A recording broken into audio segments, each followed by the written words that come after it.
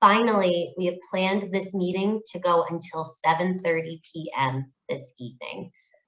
Before we get started, I'd like to go over a few meeting controls for folks who are not familiar with Zoom. Next slide, please. We have closed captions for this meeting. By default, subtitles should be appearing on the bottom of your screen. If you do not see the captions, please press the closed caption button to get them started. Next slide, please. If you have a clarifying question, please type it into the chat during or following the presentation, and our staff member named Technical Support can assist you. We have an ASL interpreter. If you would like to view the ASL interpreter at all times, keep your view settings in gallery mode. It should be the default setting. You can change this by clicking the button that says Gallery Mode in the top right of your screen. Gallery mode shows all presenters on the screen together. This ensures you can see the interpreter as well as the speaker. If a presenter is sharing slides, the view will change. Your screen will primarily display the slides with the presenters and interpreters video moving to be small in the top right corner. Often the default setting will only show the speaker, not the ASL interpreter.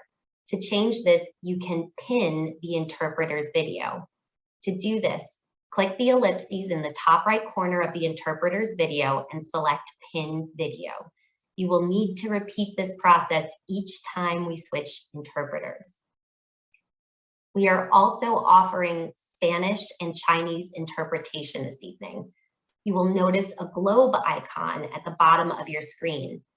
Please select English in the drop-down menu if you wish to remain in the English room, and the same applies to the two other language options. You will be able to see the presentation, but only hear the audio in the language that you selected. I'm going to let Sylvia introduce the Spanish translation. Si tiene una pregunta técnica de Zoom o los enseres de Zoom durante la junta, favor de usar el chat. Nuestro asistente técnico bajo el nombre de Zoom Tech le ayudará con su problema. También ofrecemos interpretación en español y en mandarín durante esta junta. Para escoger el audio en inglés, español o en mandarín, tendrá que picar el botón de interpretación, el cual tiene una imagen de un mundo. Cuando le pica la interpretación, por favor de escoger el idioma cual le gustaría oír.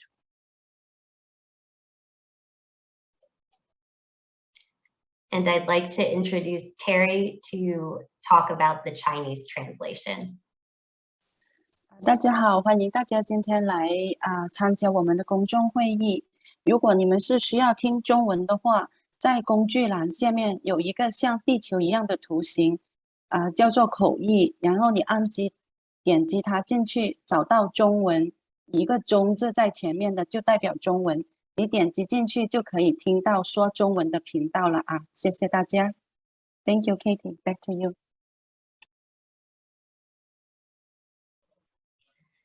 And now I'd like to turn it over to Jillian Linnell, our Director of Capital Planning.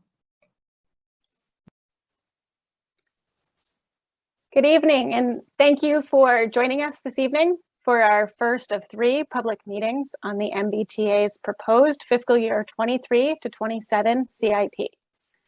As it has already been mentioned, my name is Jillian Linnell. Tonight, we are planning to spend a bit of time up front and start with an introduction to the proposed fiscal year 23 to 27 CIP, which as of last Thursday was released for a 30-day public comment period. We should then have plenty of time during the second half of the meeting to hear from all of you. To get us started, the 5-year CIP is a short-term, financially constrained investment program that funds the planning, construction, and capital maintenance of assets across the MBTA. It is a rolling 5-year capital plan that we update annually. Next slide, please. To help set the stage for what is included in the MBTA CIP, this slide offers a high-level look at the MBTA system which includes 3 heavy rail lines, 2 light rail lines, bus, commuter rail, ferry, and the ride, which is the MBTA's paratransit service. Also included on this slide are the number of stations or stops on each of those lines, the total number of vehicles in our inventory that provide service across the different modes, and the total number of riders reflected as an average of weekday trips as of October 2019 and October 2021. Next slide, please. Over the last 5 to 7 years, the MBTA has dramatically increased or ramped up our overall capital investment. In fiscal year 21, the MBTA achieved a record $1.9 billion in capital spend, which reflects a significant achievement and puts us on a strong path to building a more reliable and dependable MBTA. This spend is the outcome of a number of major capital programs and projects that are on a trajectory for success, and a number of transformation programs and expansion programs that are ongoing. These capital investments, many that have been in the works since 2015, have produced real and significant improvements to the condition of the MBTA's diverse assets. Next slide, please. Looking more closely at the fiscal year 23 to 27 CIP, this year the MBTA has published a standalone or MBTA-only CIP that is also the first 5-year plan published since the fiscal year 20 to 24 CIP. In fiscal year 21 and 22, due to the ongoing COVID pandemic, the MBTA, along with our partners at MassDOT, published a 1-year maintenance of effort CIP, which focused on continuing programs already underway and some key targeted investments for the future. Next slide, please. Each year, the MBTA undertakes a robust process that strives to build a capital plan that reflects a balanced portfolio of investments. The key steps in developing this plan are outlined here.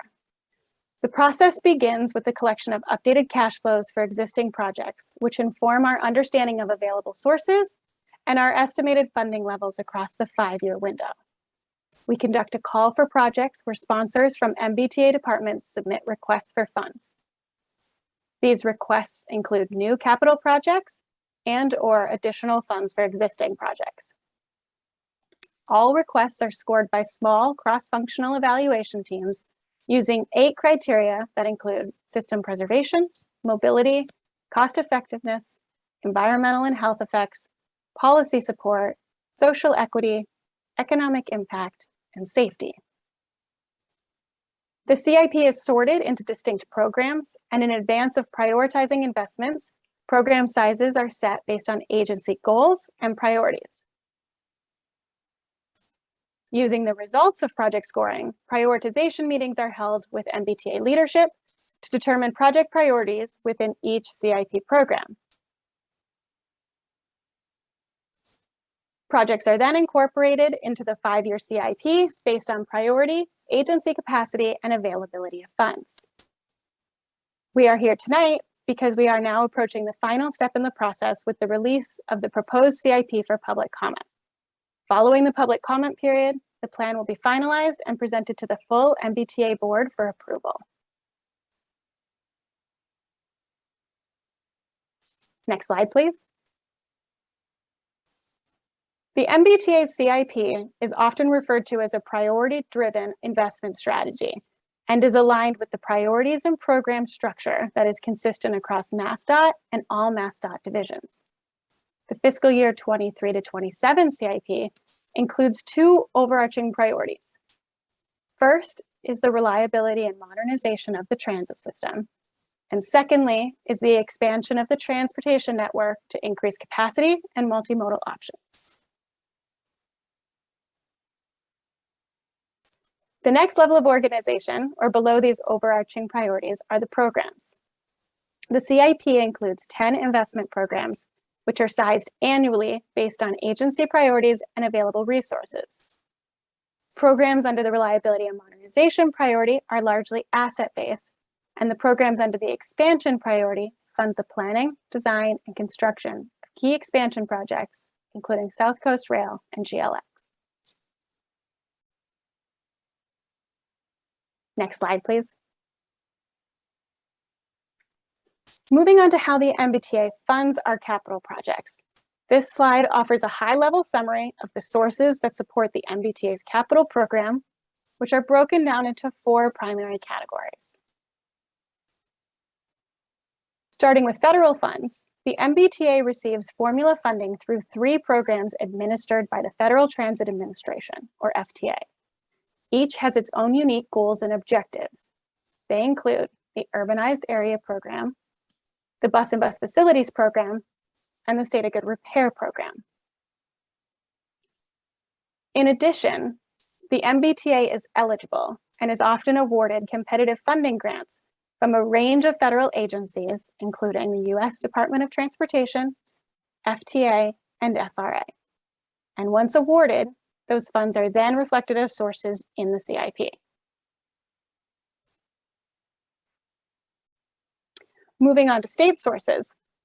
The MBTA currently receives state funding as either Commonwealth Rail Enhancement Bonds or Commonwealth General Obligation Bond proceeds, or BONCAP, both of which support specific projects such as South Coast Rail Phase 1, GLX, the Red Line, Orange Line Vehicles and Infrastructures Improvement Project, and the procurement of bi-level commuter rail coaches.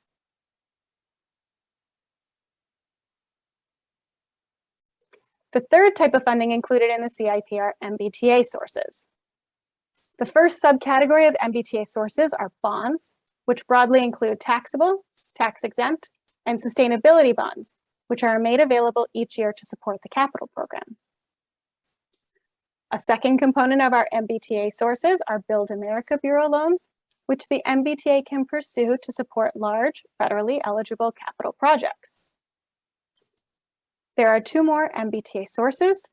First are operating budget transfers, which are funds that pass through from the MBTA's operating budget to the capital program. And finally, there is the Capital Maintenance Fund, which is a limited fund held by the authority that may be used at the discretion of the CFO.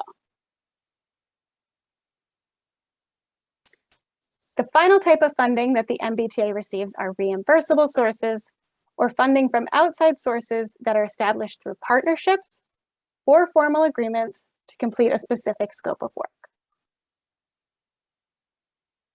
Next slide, please. Looking a little more closely at sources, I will take a moment and address the new Federal Transportation Authorization bill, which was signed into law on November 15th, 2021. The Bipartisan Infrastructure Law, or bill, reauthorized surface transportation programs for federal fiscal years 22 to 26 and provides capital funding to public transit through 2 channels: federal formula programs and discretionary or competitive grant programs. The source assumptions that were used to develop the 5-year proposed CIP reflect our current estimates of federal formula funding levels under this new authorization, which does reflect a new baseline for federal formula funding levels. The Bipartisan Infrastructure Law also reauthorized a significant number of transit and infrastructure competitive grant programs. We expect these competitive grant programs to run annual funding rounds over the 5-year timeframe of the authorization. The MBTA will need to develop and submit an application for each opportunity during each funding round and will compete with transit agencies and other public entities across the country. The MBTA is already and will continue to aggressively pursue all eligible discretionary funding opportunities. And we will do so by proactively identifying all opportunities where our capital projects will be eligible. We will then develop a grant application for a capital project that aligns with the program's stated goals and objectives. In doing this, we strive to seek funding for projects that align with the MBTA's stated goals, strategic mission, and the 5-year CIP, which remains the MBTA Statement of Priorities for Capital Investment. We will continue to use the annual CIP development process to establish the pool of projects for which we may develop discretionary grant applications.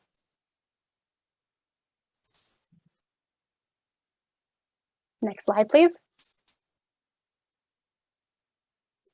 Jumping to what is included in the 5-year plan.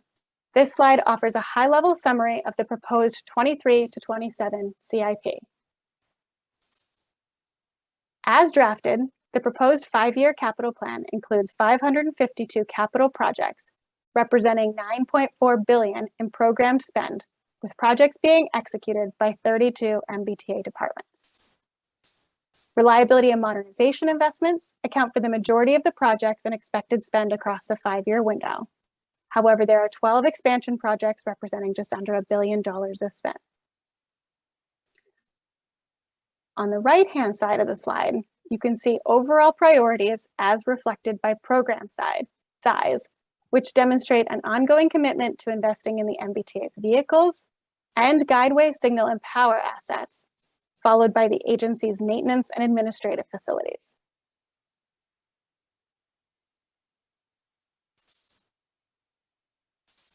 Next slide, please. This slide shows overall investment by mode, and on the right-hand side are the top 15 projects as defined by fiscal year 23 to 27 projected spend. Many of these are well-known underway investments and include South Coast Rail, Green Line Extension, fare transformation, a number of notable vehicle procurements, such as the Red Line, Orange Line vehicles, the Green Line Type 10 vehicles, hybrid buses, and bi-level coaches. Also included is the Quincy Bus Facility Modernization Project, the Longfellow Approach, the Safety Critical Green Line Train Protection Project, ATC implementation, and North Station Draw 1 bridge replacement. Next slide, please.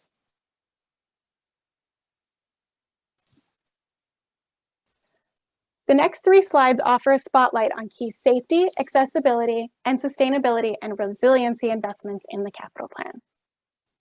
Starting with safety, there are over 430 safety-related projects in the capital program. This includes projects that are being executed by the safety department, such as the ongoing implementation of the MBTA Safety Management System. It also includes over 230 projects that will inspect, repair, and upgrade the MBTA's assets, and over 100 projects that are focused on modernizing our maintenance and operation facilities to help ensure workforce safety. On the right-hand side of the slide, we have noted a number of key safety projects by mode. Next slide, please.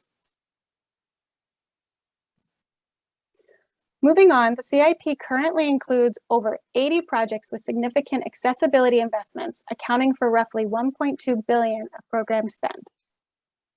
This includes over 30 projects that will improve accessibility at the MBTA stations and bus stops, which include both small and full-scale upgrades to platforms, path of travel, and surfaces. There are also over 35 projects to upgrade and improve elevators, escalators, and wayfinding at key stations to bring them into compliance with ADA, MAAB, BCIL, and internal guidelines and standards. And finally, the CIP includes a number of key vehicle procurements, which will result in improved accessibility features. Next slide, please.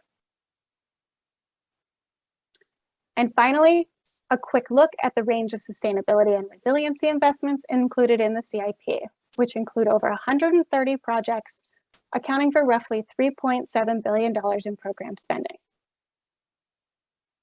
There are over 60 resiliency projects, including vulnerability assessments, asset management and asset hardening to curb climate change and environmental impact system-wide. There are also over 20 projects related to energy, waste management, and environmental compliance and remediation to ensure efficiency and long-term sustainability of service and facilities. And finally, there are over 35 projects that will procure, overhaul, and upgrade the MBTA's fleet and facilities for bus electrification, vehicle efficiency, and reduction of our carbon footprint. Next slide, please. This year, the MBTA has developed and released a standalone 5-year MBTA CIP document, shown here and which is now available on the MBTA's website. This document is structured around 3 major components. First is an overview of the CIP, which includes details about what the CIP is, how it is funded, and the annual development process. Second are 1-page overviews for each CIP program, which provide summaries of the program goals and investment levels. And finally, there is a detailed listing of all capital projects included in the 23 to 27 CIP, including a brief project description, phase, primary mode, planned 5-year spend, and total authorized budget.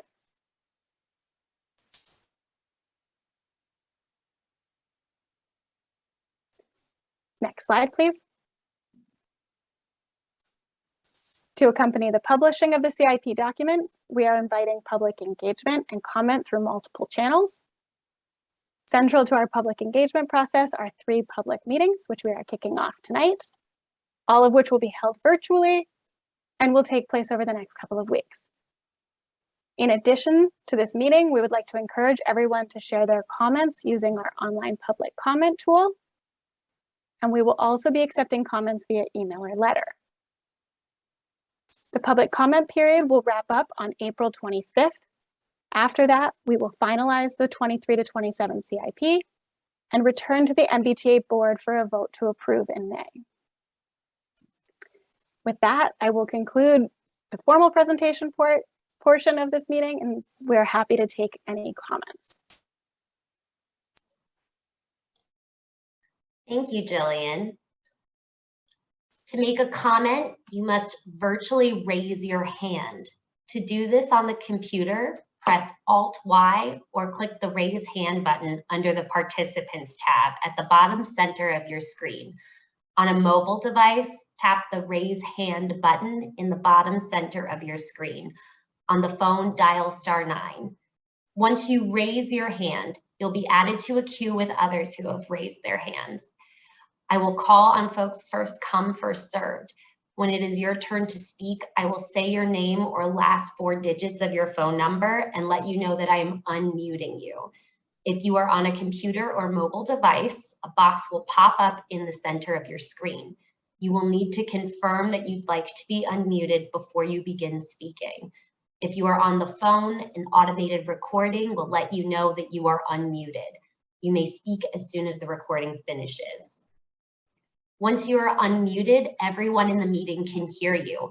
Before making your comment, please state your name and any organizational affiliation you may have. Please limit all comments to no more than 2 minutes. We ask that you only make 1 comment at a time so we can ensure everyone gets a chance to speak. If you have additional comments, please raise your hand again. As soon as you are finished, you will be muted again.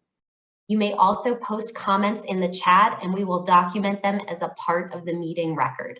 Please send your comments to Ask Questions here. So with that, I am going to go ahead and I see some hands raised. Naftali Poritz, I'm going to unmute you.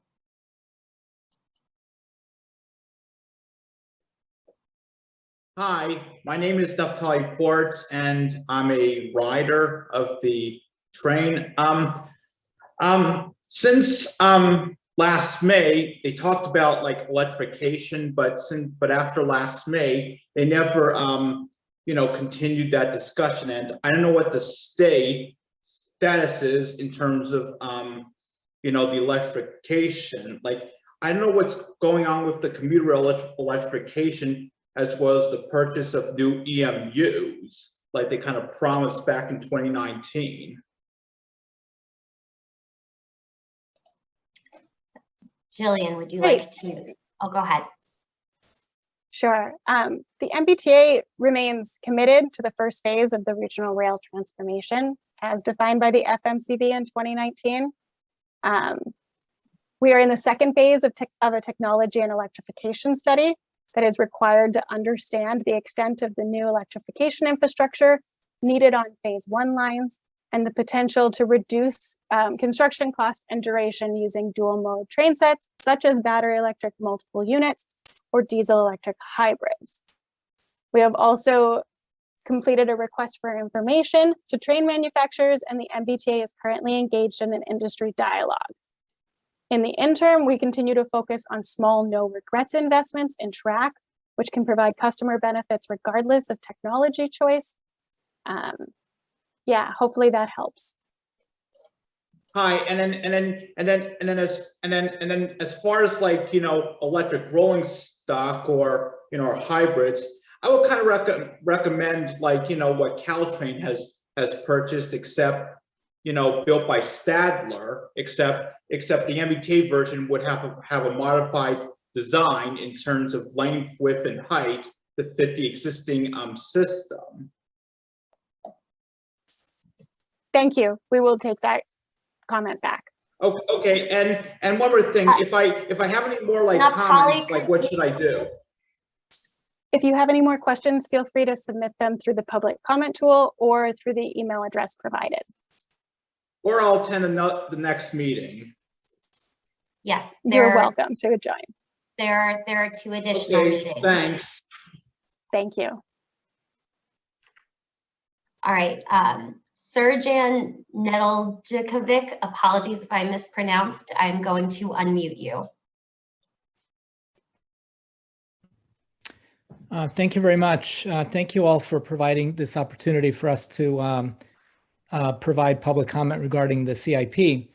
My name is Serge Alkvitch. I'm a resident of Newton, and I also work at Brigham and Women's Hospital, and I've been a regular rider of the MBTA. Primarily, I've been riding the Green Line for many years now. I'd like to support or express my support for one item in particular, and that is the allocation of funding. I believe it's $86 million for improvements in surface track and stations on the E branch of the Green Line, extending from Northeastern out to Heath Street. I'm really happy to see these needed improvements. They are necessary so that the T can provide safe and accessible service on the E line, especially on that section west of Brigham Circle. But in addition to that, I would also like to encourage the MBTA to include the further extension of the E line to Hyde Square into this current CIP. I believe that this extension should be a priority of the MBTA so that the MBTA can provide reliable and improved rail service out to the residential and commercial neighborhood into Jamaica Plain and especially out to Hyde Square. This extension, which would only be about 2/3 of a mile long, will allow improvement in transit access from the central subway system out to Jamaica Plain, and it would allow people in Jamaica Plain to access the central subway easily and therefore then complete their trips from all the different points that emanate from the central MBTA subway. And then finally, I'd like to say that including this extension in the current CIP will be a very cost-effective way of optimizing the E branch on the Green Line. It will lead to higher ridership increases at a relatively low cost by including this into the current CIP. Also, the extension could be put into service very quickly and become a great example of how the MBTA can modernize and expand its system in a cost-effective manner in Boston's inner neighborhoods. Thank you very much for hearing my comment. Thank you very much. Thank you. I see some other hands raised. Kevin Maloney, I am going to unmute you.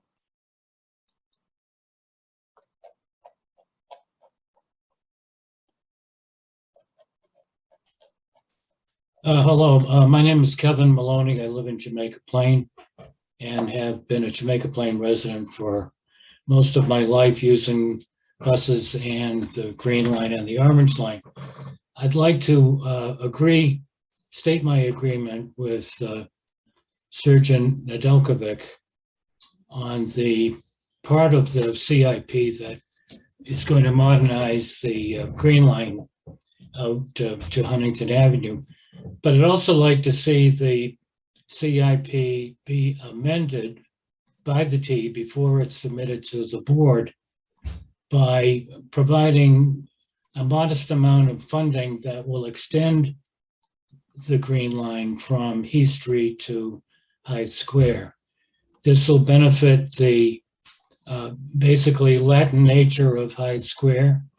It will help to make more safe people with handicaps who find it difficult to get on and get off the current vehicles, and will also provide good transportation for the thousands of new housing units that have been added to Jamaica Plain, particularly on South Huntington Avenue.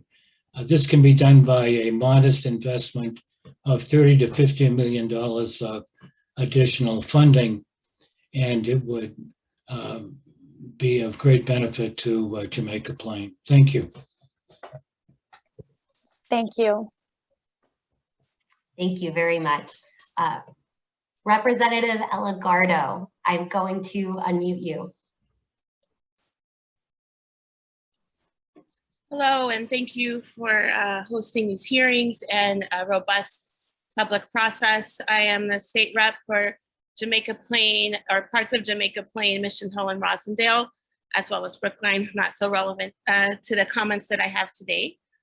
And I would like to support two projects and then just give a little bit of background on what's going on in the State House with regards to them.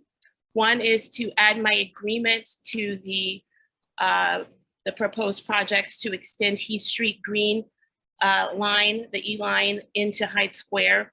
It would increase safety and equity for the disabled, elderly, and other users in the area. We have at least 6 large congregate setting and hospital type places where the residents are primarily disabled and or elderly.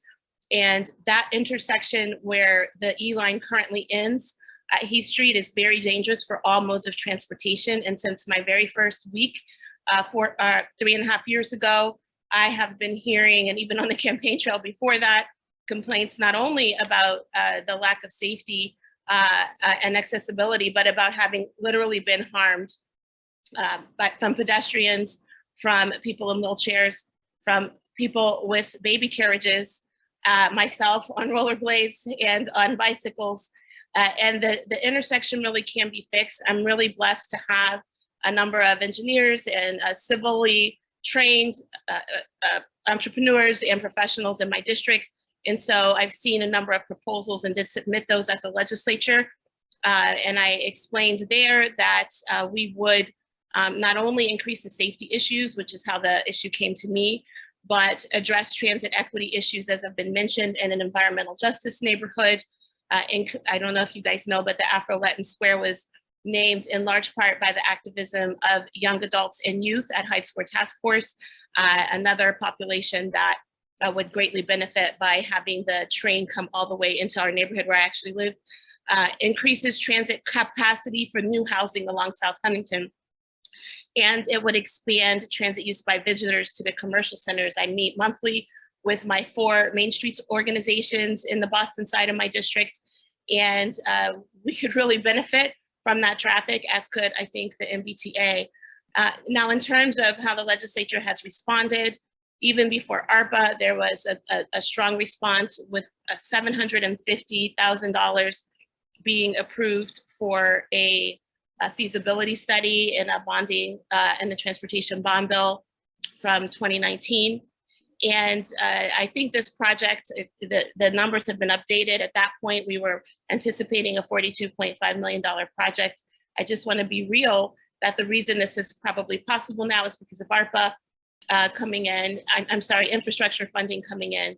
And so when we first got the round of ARPA, I met with the chair of bonding, Danielle Gregoire, and I have submitted a proposal for this project with the support of some of the folks testifying today. And it's a very well-received project, and the infrastructure money coming from the federal government will really go towards projects that have been identified in capital investment plans and other capital plans first. I will be meeting with some constituents and advocates for this project and the mayor's team shortly. I've had a conversation with the mayor about this. She did not make a comment at this point, and so we're meeting with her team to answer all questions. But it would really help us to get that money out if it appeared in your capital investment plan now, and we can submit more bonds for it for you over at the State House.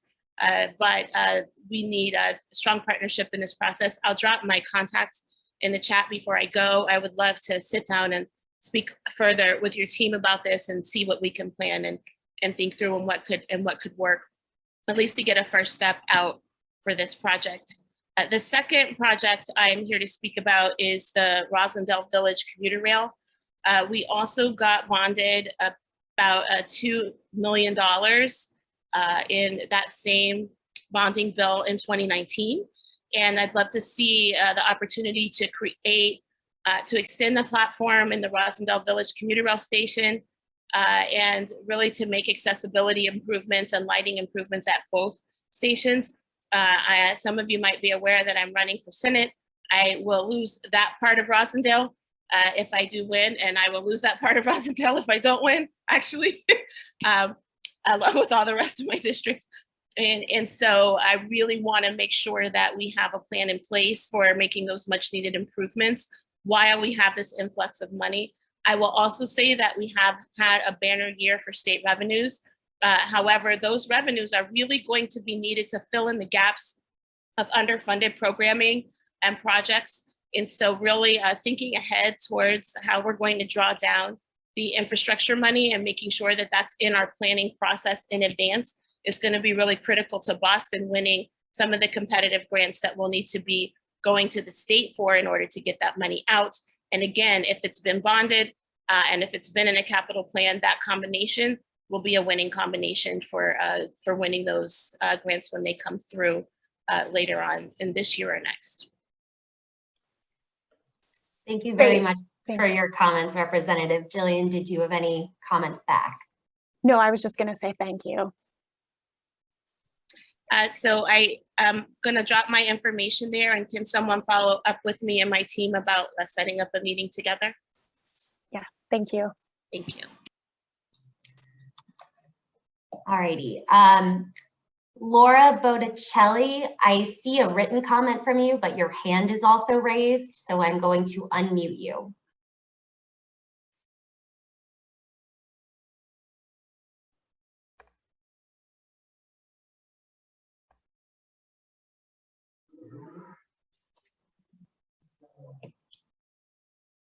Laura, we do not hear you. Oh, can you hear me now? Yes, we can. Okay. I have 3 questions, and one is about accountability. I've already been hit trying to cross my street to get to and from the T-stop and across the street. And I've attended many meetings, and they said they weren't going to eliminate my stop, but instead they did much worse. They put it in the middle of the block, which now we have to cross 2 streets. We have to walk down the infinite walk to the middle of the block. We have to cross twice. And there's lots of people in my building, speaking of diversity and equity, that are elderly on a fixed income. We can still walk because the B line is so crowded. It's really unfair that the ride does exist, and we have to now make way for wheelchairs when there's no room. It just takes forever on the B line, and they can't be made any bigger or any faster because there's either too many and they can't fit through the tunnels. So if you want to make the tunnels larger, fine, and that would be a great idea. But I was just wondering, what are you going to do to fix this now Babcock Street station? Because it's in the middle of the block, in the middle of nowhere. You have to do the infinite mile to get there. You have to cross the street not once, but twice now.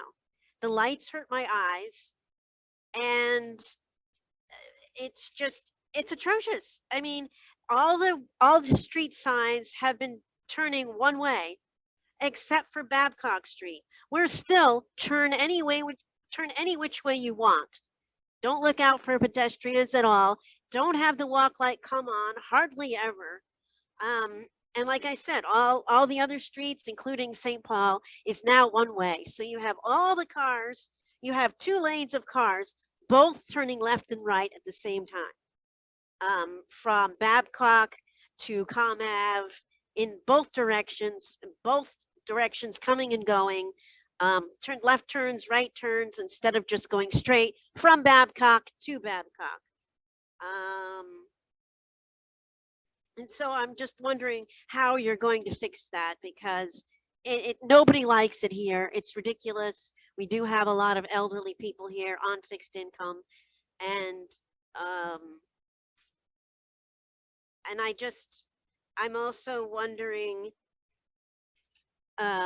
you know, like when you do the expresses, why isn't Babcock one of the stops when you express the T? And I'm just wondering about, you know, when you develop things, the Silver Line is too small in a lot of the stations for the current people. I understand they did that because it was cheaper than having an actual train. But then that means that people can't connect and they need to pay twice, because there aren't 3 transfers on buses. There's not even, you know, which they took away the 1 guest on Sunday, so they should bring the 3 transfers back. And then the other thing was the long tunnels at North Station, you know, and the commuter rail tickets in the back of the station. You know, the T and the commuter rail come first. You know, the fact that North Station has all their games in there and they've expanded, they should be in the back, because it's important that we as pedestrians have the T lined up with the shortest distance to the commuter rail. And I resent having to walk all the way the infinite mile to the back of the station to get a commuter rail ticket. I want you to put the commuter rail and the access from the T to the commuter rail where it was. And I want the commuter rail station ticket to be where it was before. And then the last thing is you can put the stops back on the E line. I have no idea why you took them out, except for the benefit of cars. I like the hospital over there on Brigham and Women's, but there's no way to get there, really. You have to climb a really big hill because there's no shuttle buses, maybe 1 a day.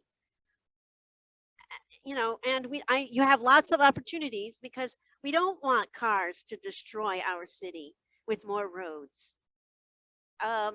And I really think that you should make it a priority for security, because we should not become New York City with transit.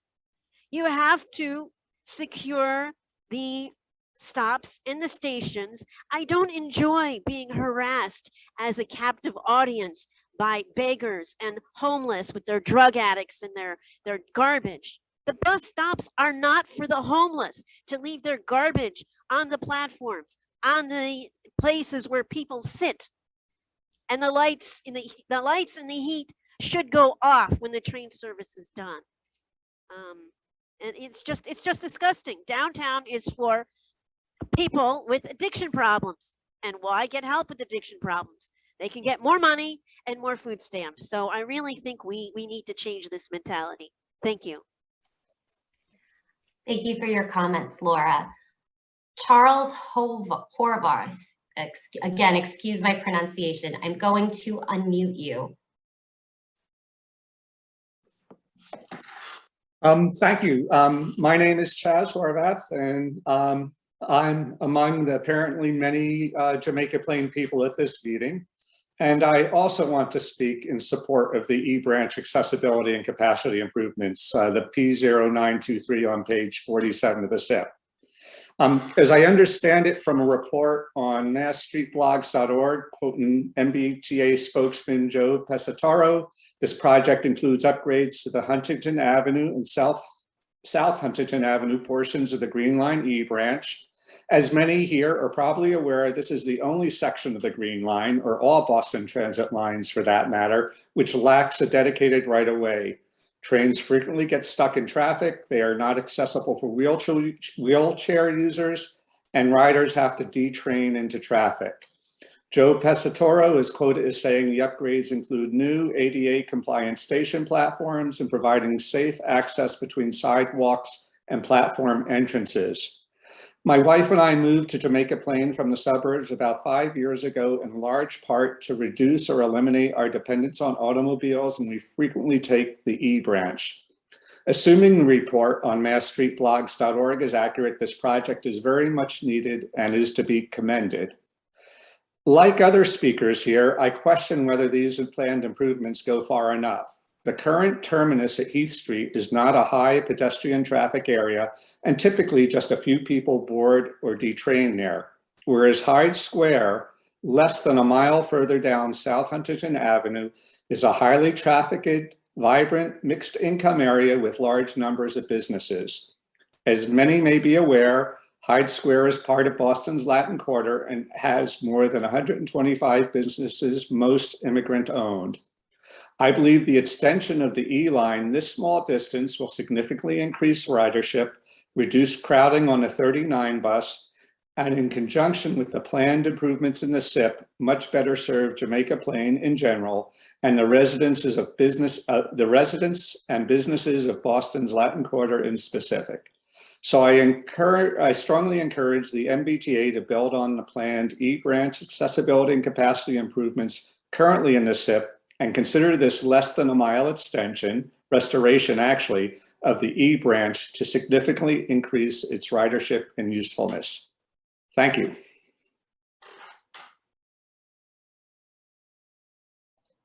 Thank you, Charles. At this point, I don't see any hands raised or comments waiting to be responded to in the chat. So I'd like to invite people to raise their hands if they'd like to make a comment at this time, or pop something in the chat so that we can respond.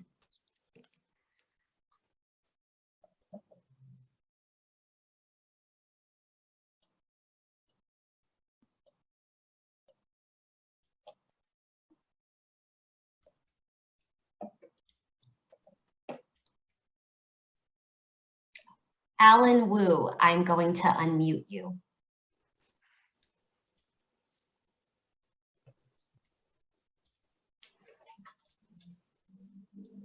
Hello, I'm Alan Wu, and I'm in Boston. And I just wanted to express my concern about the progress or lack of progress in electrification of the commuter rail lines. I think at least my understanding is that the plan is still to get more diesel-powered commuter rail vehicles that really will not be suitable for use under electrification.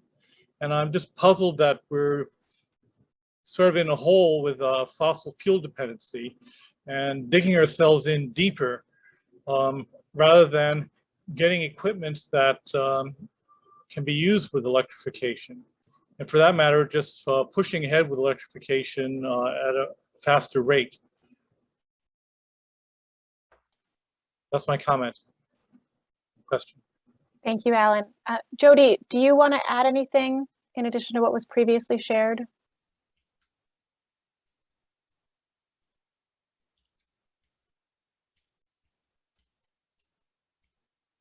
Maybe we lost him. Let me see if we can. There we go. Now I'm unmuted. Yeah, I could just add that some of the bigger purchases in this CIP are for coaches that could be towed behind either a diesel locomotive, which we already own, or either a dual mode or tri-mode locomotive that could begin its life running on diesel, but then convert to electrified track once the catenary was strung over.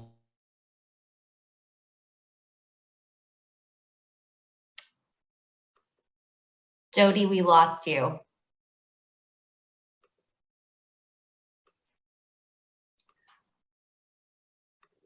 Powered. So on a place like the rail lines that branch off of the Northeast Corridor, where the electrification already exists, we could charge batteries while we're underneath the catenary and then branch off to Stoughton or Needham, one of the shorter lines along the Northeast corridor where we could make it to the end and come back on battery power and then recharge once we were back underneath the catenary. All of that stuff is being studied actively, including meeting with all of the vendors that sell this equipment to see, what the opportunities are to accelerate electrification of the MBTA system. For everyone's reference, Jody Ray was the person just speaking. He's I believe his title is the Assistant General Manager for Commuter Rail or Railroad Operations.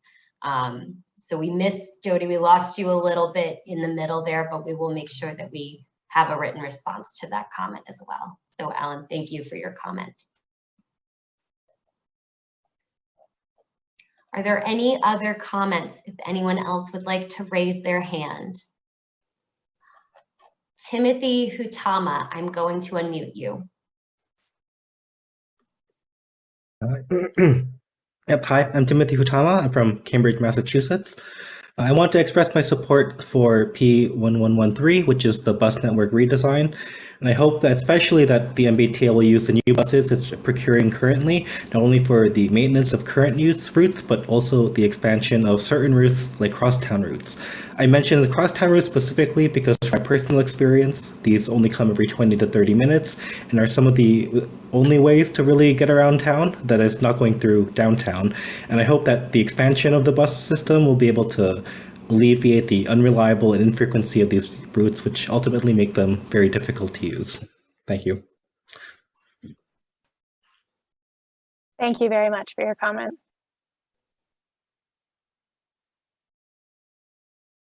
Okay, I'm going to put out one more request for comments if people would like to raise their hand.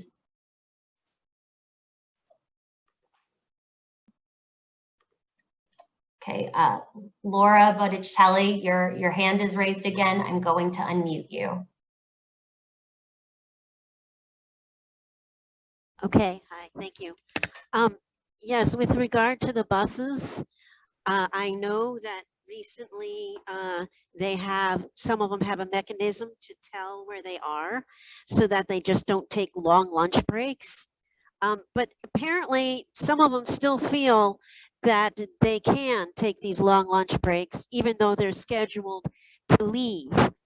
And I just wanted to know what you can do about that accountability, because we're depending on the buses and they're supposed to be according to the schedule as near as possible, of course excluding traffic. But I just feel like there could be better supervision to know when they're arriving and to have them arrive more often. Like for some reason they often come one right after the other, instead of being more synchronized where you have one every half an hour. You'll see sometimes two right in a row, and it's like, why? Are they like talking to each other? And I know that in the past this has been a problem, and I was wondering what you can do about it. Thank you. Thank you for your comment. The MBTA continues to explore technology options to help with our bus service and to help with either bunching or drop trips or ghost buses. And we will take your comment back and make sure that we express the continued importance of some of these programs in order to maintain regular bus service. And what about the stop? What about the Babcock stop? That's a total disaster. We will share that comment with the project team so that they're aware. So thank you. All right, Audrey Horst, I'm going to unmute you. Hi there. Thanks so much for taking our comments today. I just wanted to ask, with the federal infrastructure money coming in, is MBTA planning on expediting its bus electrification schedule? Thank you. So the additional federal formula funds that the MBTA expects to receive are programmed in the proposed fiscal year 23 to 27 CIP.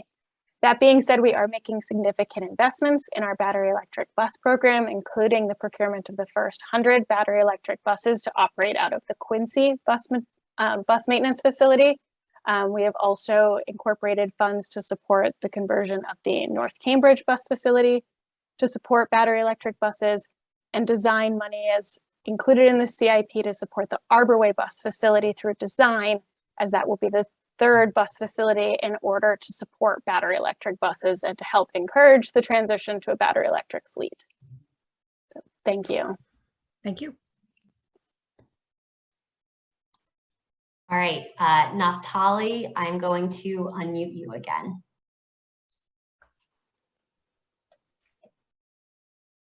Hi there. But before I make this next comment, did you get the comment about them going like EMUs instead of like just electric locomotives? Are you referring to Jody and his answer? Yes. I'm sorry, what was your comment about that? Yeah, that instead of just electric locomotives using existing by-law coaches, like just self-propelled EMUs, similar to what Caltrain is buying. Jody, are you able to add if we have explored that option?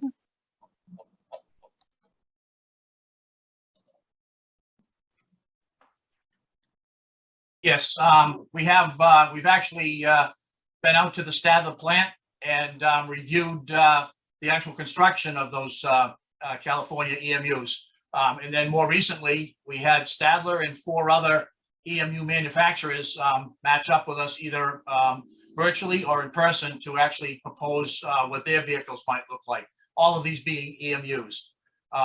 So yeah, we're heavily involved with that, trying to find out what's the best available vehicle out there.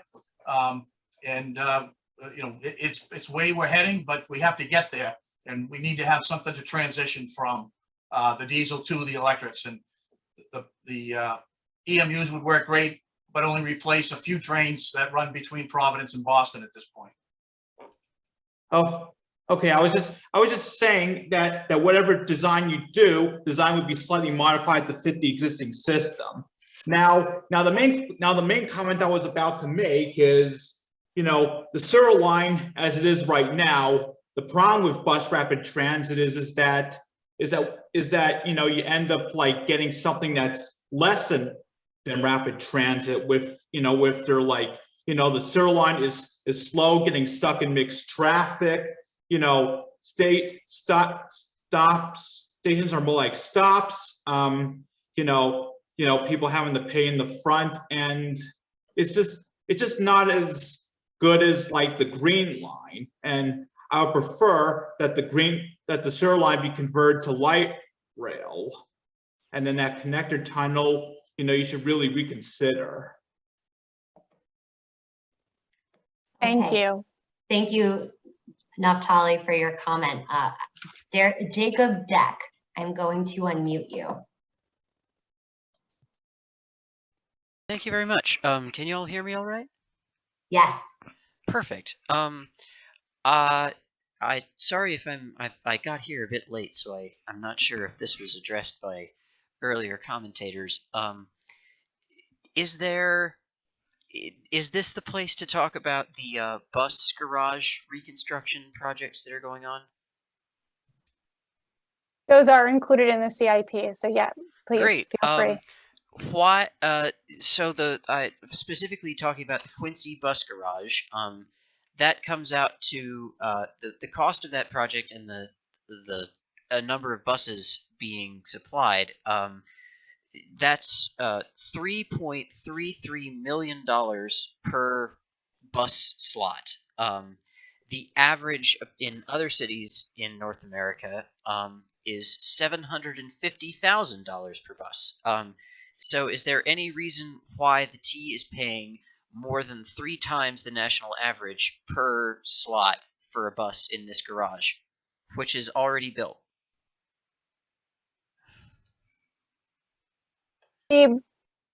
Quincy Bus Facility Project is a new facility that is being built at a new location within the MBTA system. It will support over 100 battery electric buses. I can't speak to the comparable costs across the country. I will just, say the MBTA has not been immune to any of the cost increases that not all industries have kind of seen through the COVID pandemic. And this is a new facility that we are building. So.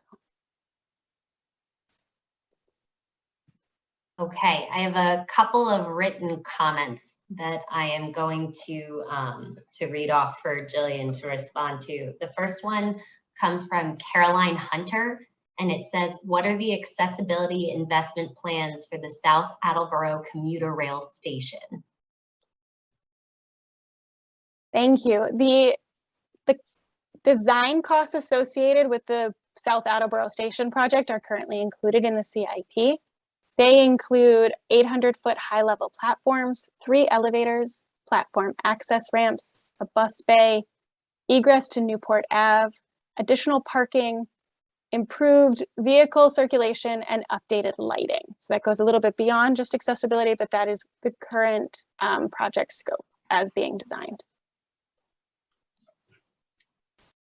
Okay, and then I also have a comment from Michael Festa. What's the latest status on the South Station expansion project?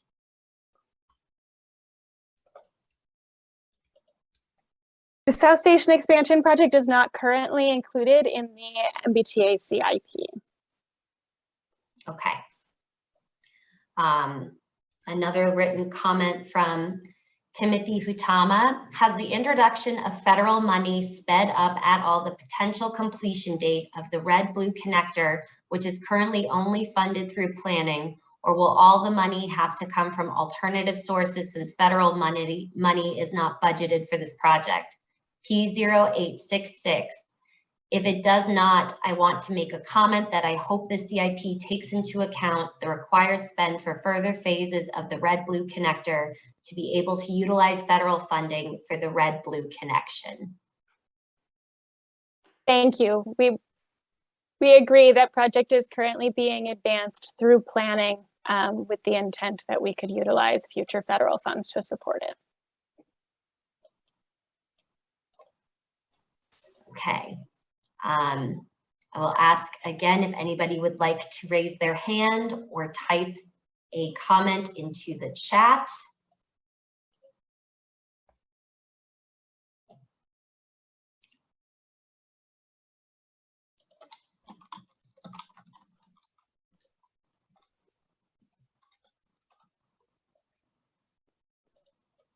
I believe all of our comments that we've received tonight have been answered and recorded to take back.